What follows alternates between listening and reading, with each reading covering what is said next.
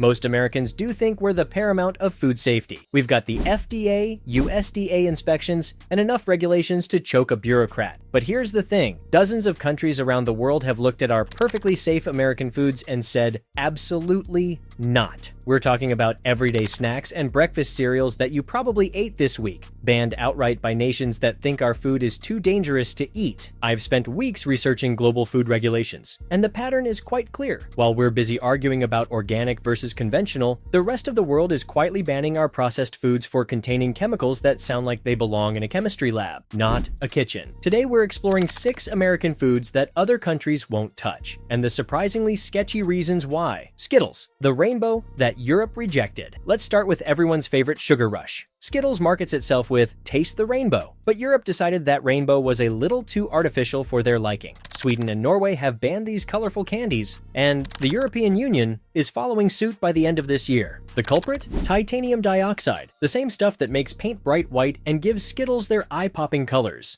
Research has linked this chemical compound to DNA damage, which can lead to cancer. The FDA still says it's fine in small amounts, but Europe isn't taking any chances. Here's where it gets interesting. California is currently home to a lawsuit claiming Skittles are unfit for human consumption. So while we're still munching on these rainbow pellets, the rest of the world is treating them like candy-coated chemistry experiments. You know that soft, fluffy white bread that makes perfect sandwiches? Well, it turns out that fluffiness comes with a side of industrial chemicals. Much of American bread contains azotocarbonamide, a dough strengthener that also happens to be used in yoga mats and shoe soles. The European Union took one look at this ingredient and said, we're not eating exercise equipment. They've banned azotocarbonamide in food products entirely. The logic is pretty sound. If it's tough enough to make your yoga mat durable, maybe it shouldn't be in your sandwich. European bread goes stale in a few days because it's made with, well, just bread ingredients. Revolutionary concept, right? American pork has a dirty little secret called ractopamine. This drug is fed to pigs to make them grow bigger and leaner. Basically steroids for swine. The problem? It has the same effects on humans as an intoxicant, potentially causing rapid heartbeat, headaches, and muscle tremors. Here's the scale of this problem. 160 countries have banned ractopamine, considering it unsafe for human consumption. The EU banned it in 2009. China and Russia followed in 2013. The irony is thick here. We're so concerned about athletes using performance-enhancing drugs, but we're perfectly fine eating meat from animals that were basically doping their entire lives. Other countries looked at this situation and decided they'd rather have smaller pigs than potentially drugged consumers. Mountain Dew is probably the closest any soft drink has come to being classified as a weapon. Austria and Norway have banned it outright,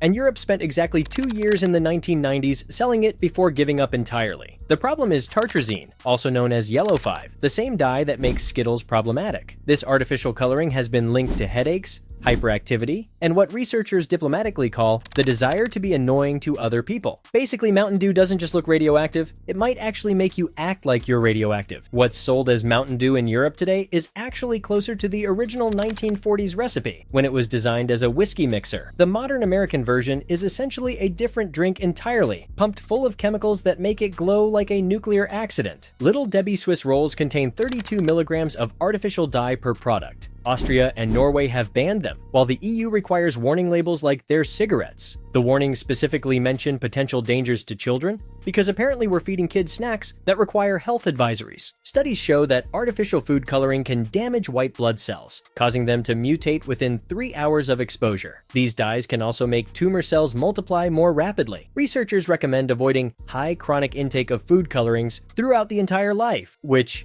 is a polite way of saying, maybe don't eat rainbow-colored processed food every day. The really wild part? You can still buy Little Debbie products in Europe, but they come with warning labels advising parents about potential health risks. It's like selling candy with a Surgeon General's warning. Here's a plot twist. Denmark banned Special K, the most boring cereal on Earth, while allowing sugary kids' cereals to flow freely across their borders. The reason? Special K is so pumped full of artificial vitamins and minerals that Denmark classified it as a genetically modified organism. Kellogg's fortified Special K with unnaturally high levels of everything from vitamin A to zinc. Danish regulators decided that turning cereal into a vitamin bomb actually made it less healthy, not more. Studies suggest these artificial compounds can pose health risks, especially to children and pregnant women. So while Americans are eating cereal that's basically a multivitamin disguised as breakfast, Denmark said, thanks, but we'll stick with actual food. Here's the pattern. While American business focuses on making food last longer, look brighter, and taste more intense, other countries are asking whether we should be eating chemistry experiments in the first place. We've created a food system where the solution to every problem